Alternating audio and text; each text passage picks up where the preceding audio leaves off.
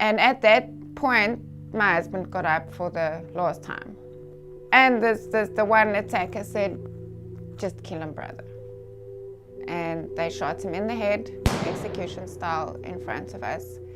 And he literally fell at my feet on his face.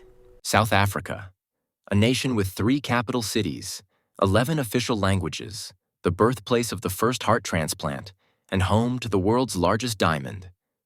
But beneath the legacy and progress lies a darker controversy, the so-called genocide of white farmers.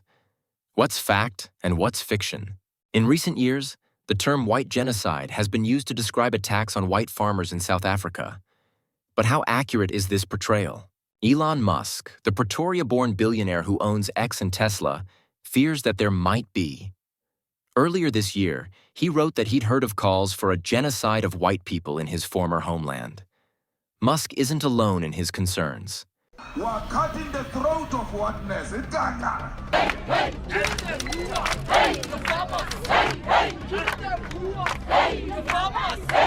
Claims of a targeted campaign against white farmers have gained international attention, notably from figures like Donald Trump. However, data from South Africa's police indicate that farm attacks affect all racial groups, with no evidence of a racially motivated genocide. The roots of land ownership disparities trace back to apartheid, where the white minority controlled the majority of arable land.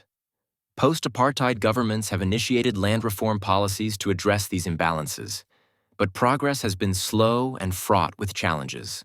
The modern Afrikaner is descended mainly from Western Europeans who settled on the southern tip of Africa during the middle of the 17th century. A mixture of Dutch, German, and French settlers, they formed a white farmers.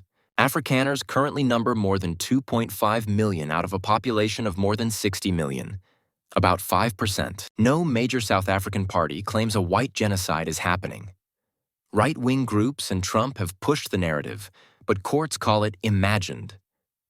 In late 2024, 6,953 recognized murders occurred. Only 12 in farm attacks, with just one white farmer among the victims. Trump claimed white farmers in South Africa were being killed and called it genocide. President Ramaphosa rejected this, saying no race is being targeted. At the White House, Trump showed videos and photos of alleged attacks. The farmer, the poor, the farmer, pa, pa, pa, pa, to kill your master.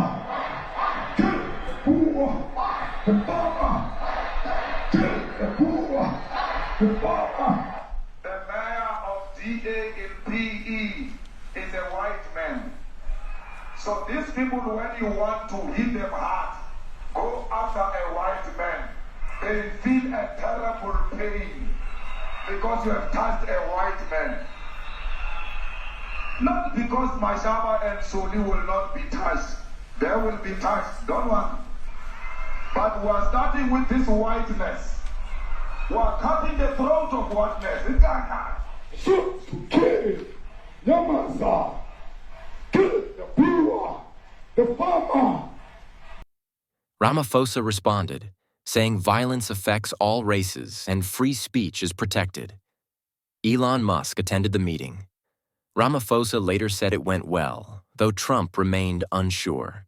Trump expressed doubt about attending the G20 in South Africa, citing concerns over the country's environment. The government denies land grabs, saying a new law aims to correct apartheid-era injustices. But why does a political party sing about shooting boars? EFF leader Julius Malema often sings "Shoot the Boer" at rallies, a song tied to the anti-apartheid era. Afrikaner groups say it's hate speech, but South Africa's courts ruled it's protected political expression, not a literal call to violence. The court called it a provocative way to push for land reform, not incite harm. AfriForum appealed, but the highest court declined to hear it. Even former President Thabo Mbeki urged Malema to stop, saying it's outdated. The ANC says it no longer sings the song but can't dictate what others do. Do white people face discrimination in South Africa? Though apartheid ended in 1994, its legacy remains. white South Africans still enjoy higher living standards and hold 62% of top management jobs, despite being under 8% of the workforce. The government introduced laws to boost non-white employment through economic empowerment and equity targets. While many support the reforms, critics, including the DA, argue they can cause exclusion and corruption.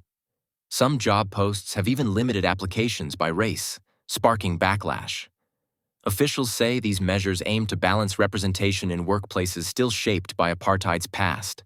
Is there a genocide of white South Africans? There is no evidence of a genocide against white South Africans. While some white farmers have been victims of violent crime like many others in South Africa, the term genocide in this context is widely considered misleading and politically charged. As we know, the media is powerful. But what is the truth? The full truth is known only to those who experience it daily. If you found this video insightful, give it a like, drop your thoughts in the comments, and don't forget to subscribe for more content like this. See you in the next one.